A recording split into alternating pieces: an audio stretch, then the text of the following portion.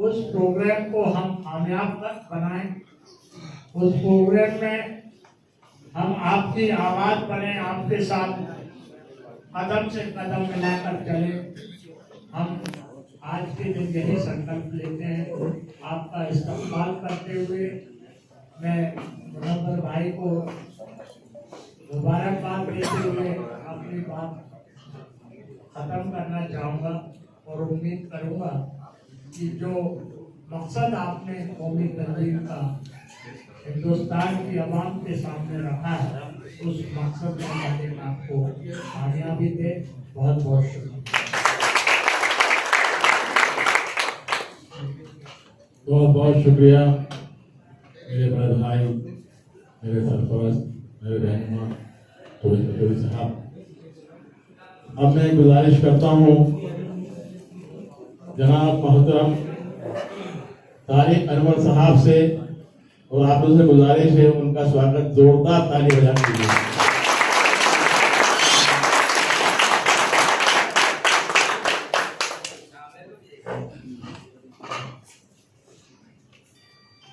आज की इस नशिस्त में बैठक में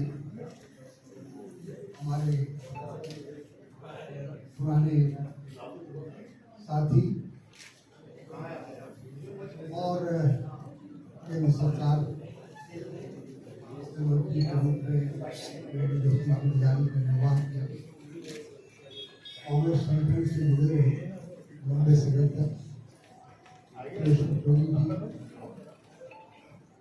हमारे बीच में बैठे जिला कांग्रेस समिति के अध्यक्ष कैलाश मिश्रा जी, पूर्व भोपाल के विनय यादव जी, मुनव्वर जी और सभी यहाँ पर आए हुए तमाम हमारे साथी और दिल्ली से आए हुए मोहम्मद अहमद साहब और बुजुर्गों, दोस्तों, भाइयों और नौजवान साथी।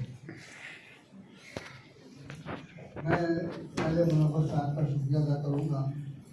ये बहुत शॉर्ट नोटिस में उन्होंने आज की ये नशिस्त रखी और आप सब लोग यहाँ तशरीफ लाए।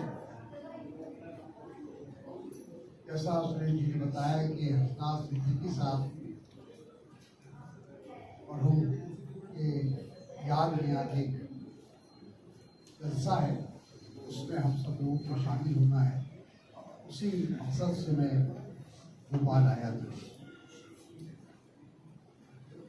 पचौरी जी ने बहुत सारी बातें कही, लेकिन हकीकत यह है कि पचौरी साहब में वो तमाम सलाहियतें मौजूद हैं जो एक रहनुमा में, एक लीडर में होना चाहिए। जब मैं यूथ कांग्रेस का अध्यक्ष था तो उस समय मध्य प्रदेश यूथ कांग्रेस का फैसला लेना था कि हाँ कौन सदर बने, तो पचौरी जी पर सबकी नजर थी। और जहाँ मैंने काफ़ी दौरे के बाद लोगों से मिलने जुलने के बाद मैंने देखा कि उनके नाम पर ही एक तरह से सहमति है और इनके उस समय यूथ कांग्रेस के लीडर के रूप में, शक्ल में जो इनके पीछे यूथ फोर्स था या यूथ जमायत थी, उसको देखते हुए इनको वो जिम्मेदारी दी गई। जो कुछ इनको मिला इनका अपना परिश्रम था, प्रयास था। हम लोग मात्र माध्यम थे, ऐसा नहीं है कि हमने उनको कुछ किया हो। जो आदमी में अगर सलाहियत न हो तो आप उसको कितना आगे बढ़ाएंगे, लेकिन जब तक उसके अंदर अपनी कुव्वत, अपनी सलाहियत नहीं होगी तब तक कोई भी इंसान आगे नहीं बढ़ सकता है। कोई भी इंसान अपनी सलाहियत का इजहार नहीं कर सकता है। तो ये अपनी कोशिशें और इनका अपना प्रयास था, जिससे इनको पार्टी ने भी और बड़ी बड़ी जिम्मेदारियां दी, सरकार में भी इन्हें बड़ी बड़ी जिम्मेदारियां दी। तो कहने का मतलब यह है कि इन्होंने वो तमाम रास्ते खुद ही तय किए हैं, जैसे कि हम लोगों ने भी जहाँ मौका मिला इनकी सलाहियतों को, इनके तमाम जो खूबियां थी उसको देखते हुए हम लोगों ने भी इनकी मदद की। कौमी तंजीम का जहाँ तक सवाल है, कौमी तंजीम काफ़ी अरसे से इस मुल्क में काम कर रहा है। हो सकता है कि आप में से कुछ लोग ऐसे हों, जब बाबरी मस्जिद की शहादत हुई थी और उसके बाद जाहिर है कि खास के मुस्लिम लोगों में एक बहुत गुस्सा था, रंजिश थी। उसके बाद लोग कांग्रेस से बहुत बदजन हो गए और आपको याद होगा, आप तो उस वक्त मंत्री थे, हमारे नरसिम्हा राव जी, वो हमारे प्रधानमंत्री थे। तो जितेंद्र प्रसाद जी पॉलिटिकल सेक्रेटरी थे, अहमद भाई थे और बहुत सारे लोग।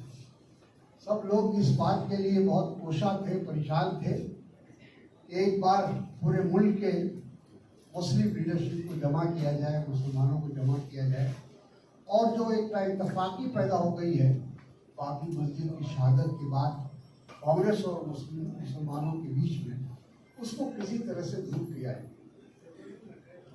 और उसके लिए कौमी तंजीम को चुना गया। मुझे ये कहा गया कि आप एक कौमी तंजीम की ऑल इंडिया मीटिंग बुलाइए